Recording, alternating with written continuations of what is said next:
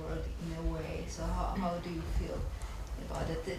This whole problem is just going away now, vanishing somehow. So is it the same?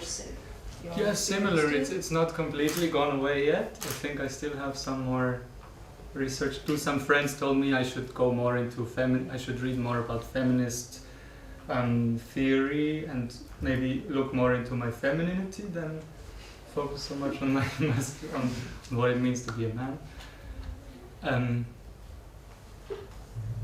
I'm not saying that it's completely resolved for me, but lately I think I'm questioning more about community and what it means to me to belong to the dance community, or what kind of community I want to belong to, and right now with this collective White Horse we're making a piece about a bit like community ritual, religious practices.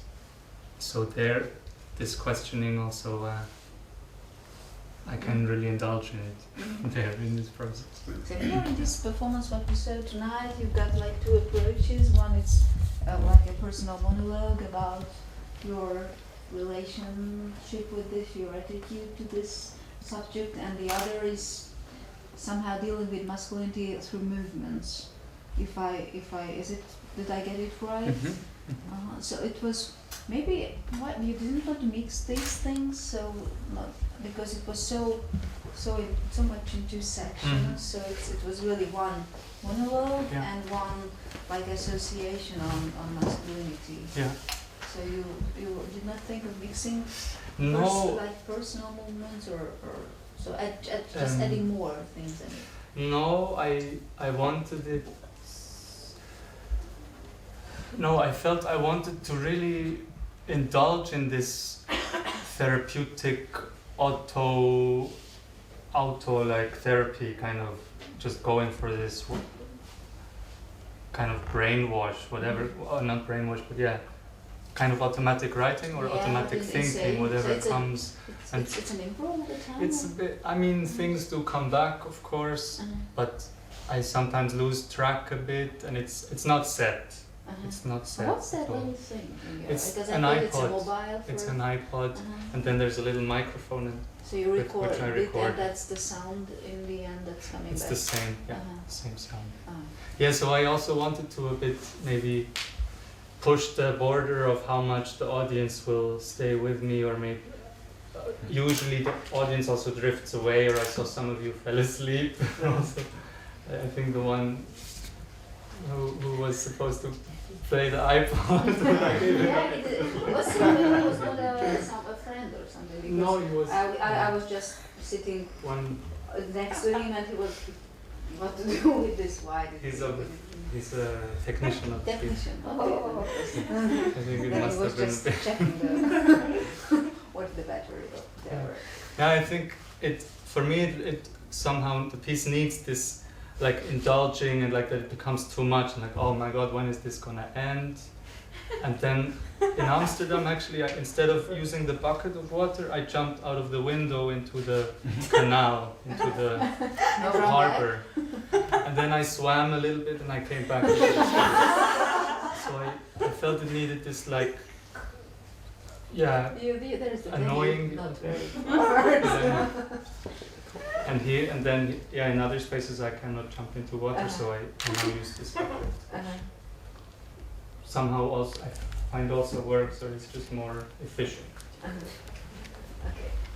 The last, after the clapping, there was this section pretty much taken away, like it was separate from the things pretty much before.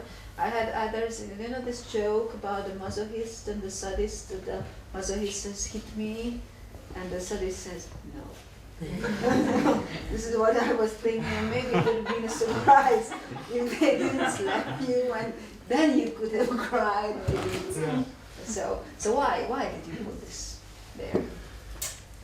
Yeah, I mean, I've had lots of people tell me that why, and it seems like it's a separate chapter, or even doesn't fit with the performance, or it's a different kind of medium. It's more like performance art, like, and and I also see that it could end maybe with me putting down the box and then the music fading out and the monologue fading out. But I found it too easy, this end, and it didn't satisfy me. And I wanted to try this because I still hope that one day I will be able to cry.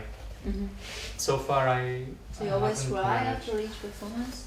After each performance that you perform this solo, you always try this thing. Yeah, I always try it. Never works.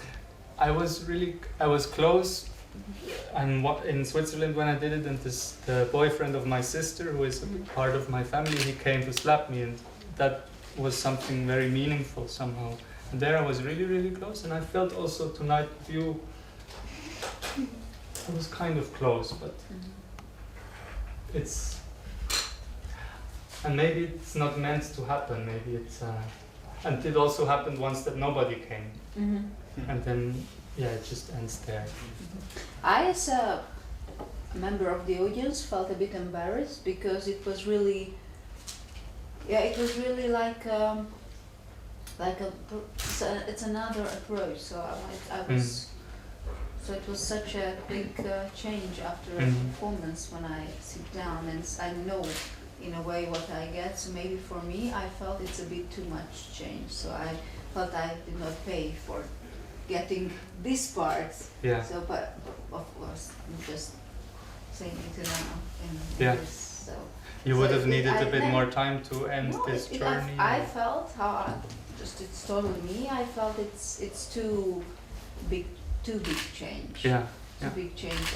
Because in theater school I did similar exercises, and it's totally different in working inside and seeing, and it is not to be seen in my experience. So that's why I felt a bit embarrassed. But as all the time I ask you to please have this totally different opinion from me. So just say if you don't agree. I think on one hand I had the feeling that it's important that you put this wish in front, that you want to cry in front of people as something that's kind of a taboo for a man to cry in front of people. And so in that sense it's not really important for me whether you manage or not, or even if you not manage, it's something to say, or something not about you but about in general about the situation. So I think it's just nice to have this have this wish.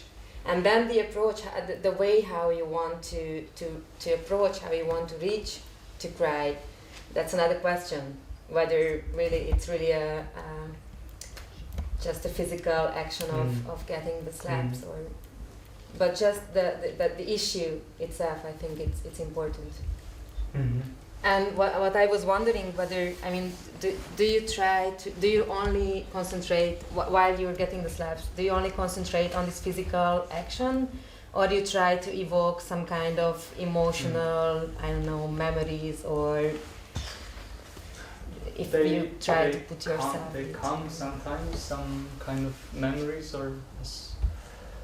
Yeah, and I let them come, but then I come back to the present also, and the situation, and sometimes I also think, yeah, but it's absurd what I'm doing here, or yeah, I don't know really like how to be more efficient with this exercise. I think I will have to ask my friend once more really how it works. Well, I know this. Yeah. It's really what you said, that you should not control this, because you should lose control. How I know this exercise, because it's exactly about it's not such a hurt. It's not about the pain. It's not about the pain. It's about losing control, because it's a kind of a humiliation that somebody is hitting you on the face. Yeah. It's really not the pain thing. Because also there was a moment that I remember when Gabor was slapping you, and there was a moment when you were really close to cry, and then you didn't ask him to slap again, but you sort of took some breaths, and then you asked again, and I somehow saw you recovering, and then asking again for a slap. and so somehow kind of losing the point where you were close to it and getting your control back. And yeah, but sometimes I also ask too automatically or too quickly, and I don't really take the time to feel what it does to me. And then people told me, no, take more time to really feel and wait, and then once you really feel it, ask again. Yeah. I just want to. I just want to say that I've cried at your performance. Maybe you should just watch it again. Watch it on At the slapping point? No, I cried before, so you should just keep watching. Yeah. Actually, in a way, it's, I see what's her point, because from the outside, actually, it was probably more easy to cry for you than for you in that situation. Somehow I had a little bit. I had the same feeling. Yeah. And I was wondering if it's. Sorry, now I lost the track, but I will come back. Just go ahead. Just say if you... I'd like to ask you, why have you stopped asking this band to hit you again? Yeah, that's what I also want. Gabor. Yes. You. Him. Yeah. Gabor is your name. Yeah, Gabor, yes, yes. I just thought also, although I felt you were really strong and you stayed really present, but sometimes I also start thinking of the audience and maybe they feel really uncomfortable and they would like it to end, and then I feel, maybe I'm not being totally consequent.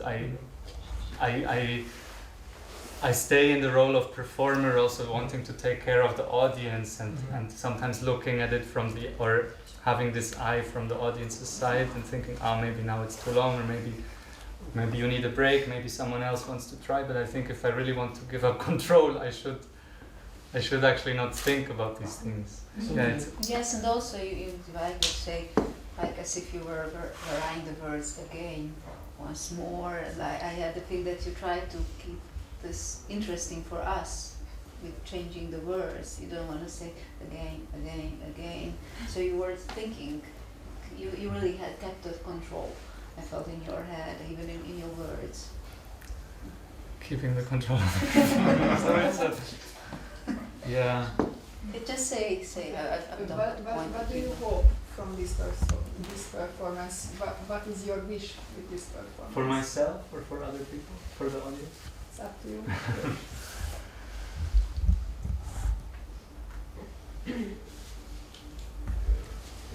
I mean, I hope to touch people, that they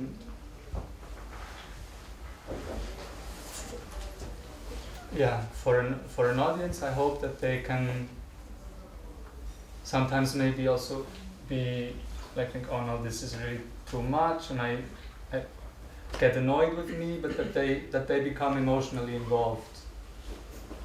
And for me,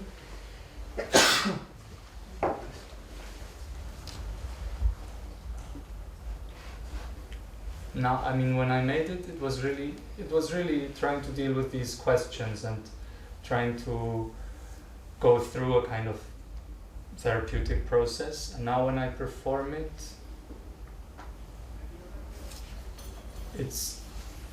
I hope to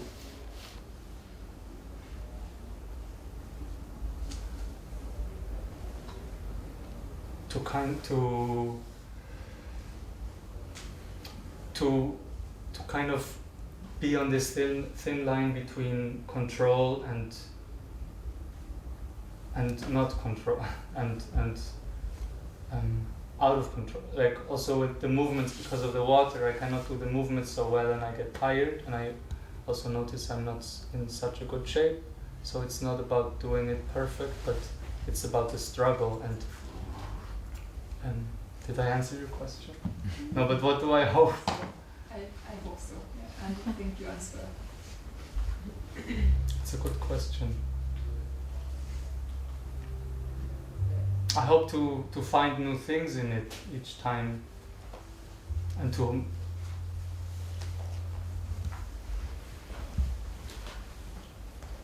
and my relation to the material and to the structure changes also over time. I felt today different. I felt somehow more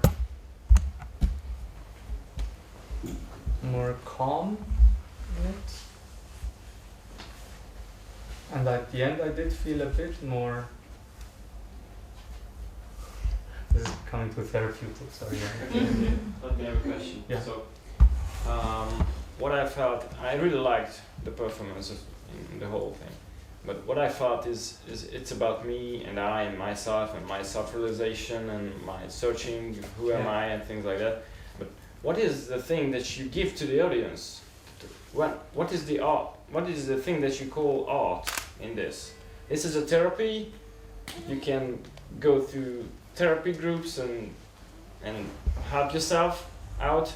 Yeah. But what's the point in bringing this to the theater, to the dance art? What's the point? What's the art in this? What do you feel? What do you give to the audience so they change? In the meanwhile, they are watching you doing all this.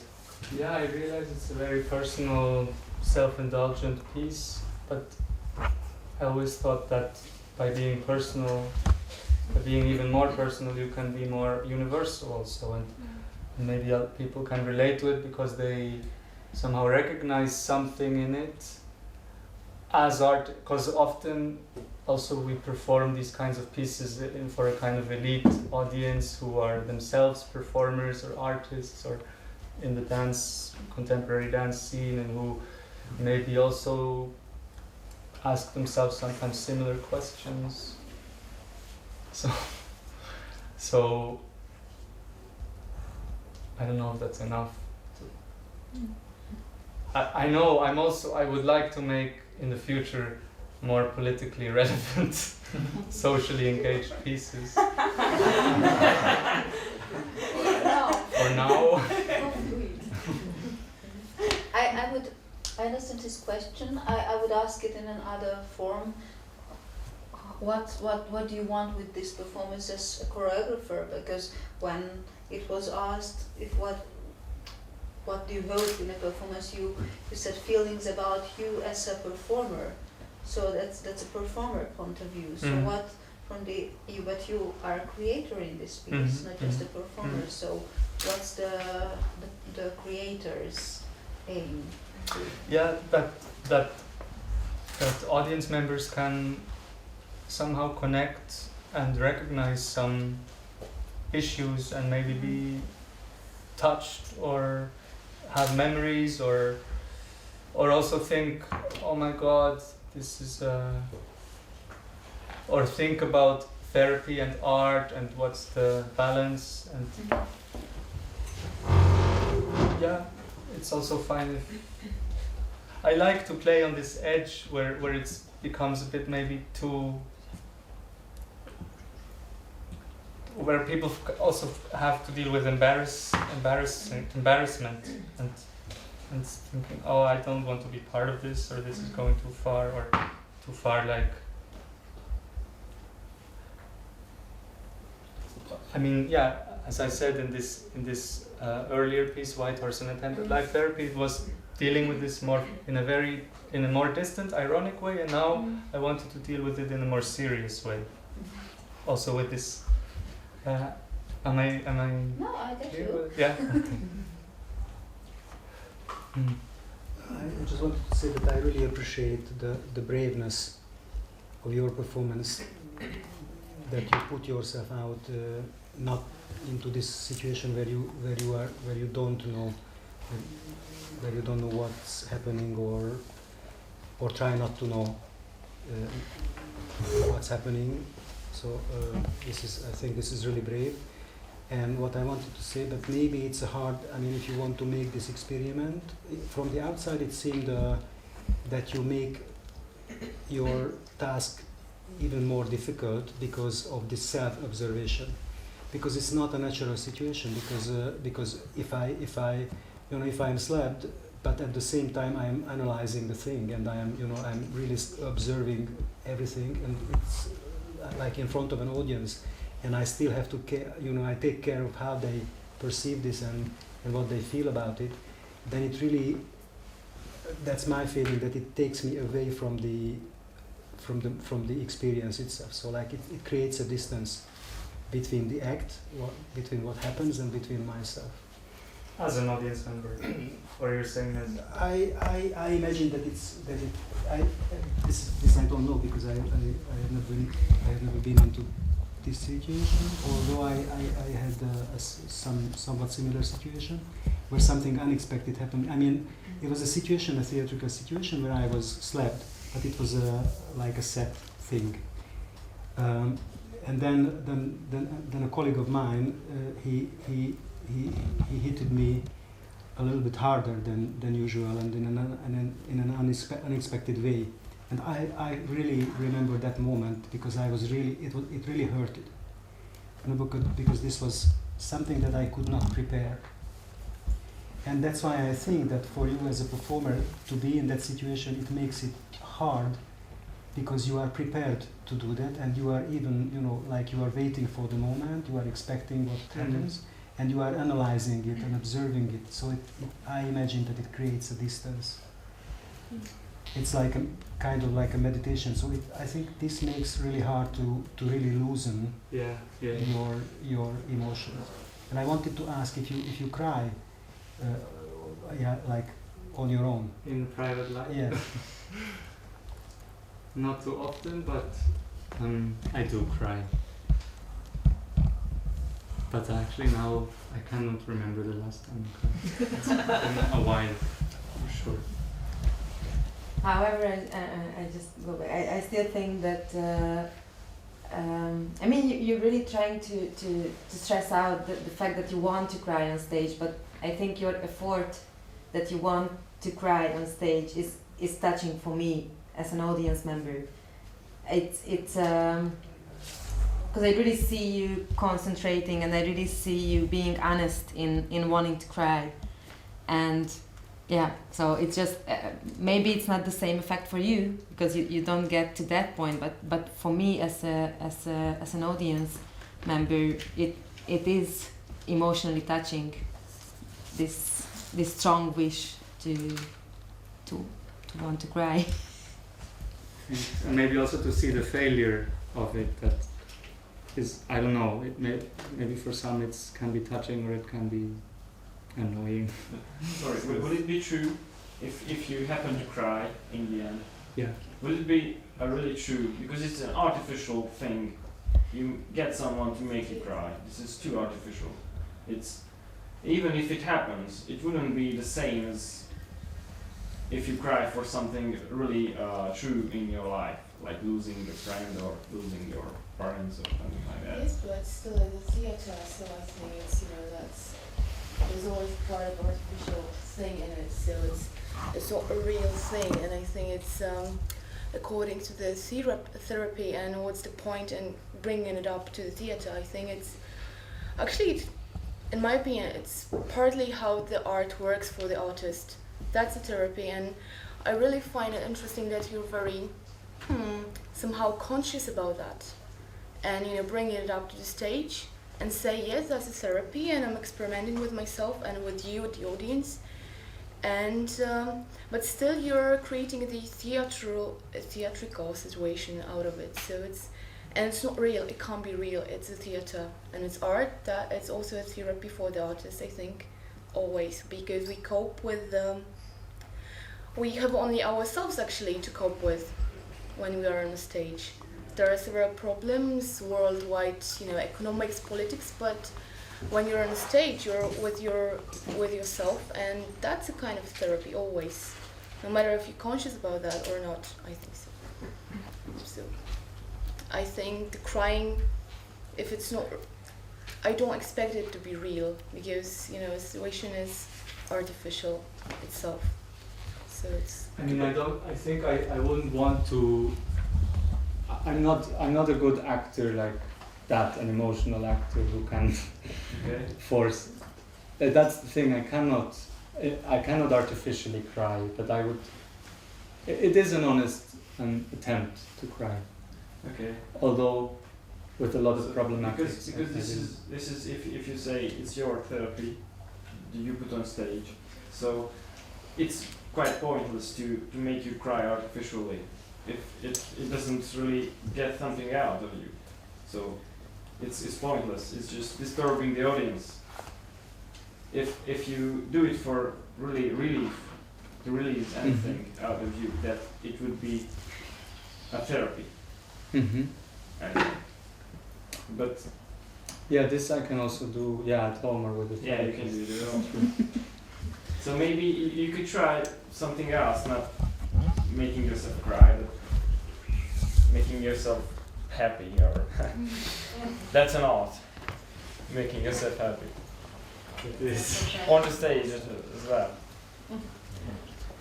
Okay, I'm sorry, but we have to go to the other performance. So if you still have got question, maybe after in the next break or personally to Greece. Okay.